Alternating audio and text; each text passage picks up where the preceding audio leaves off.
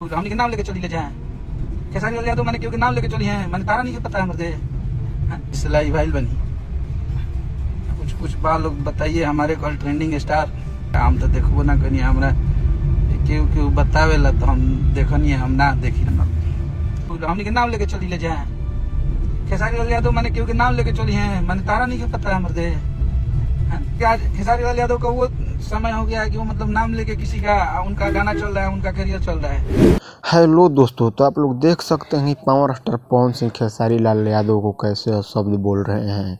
जो कि खेसारी लाल लग रहा है कि उनका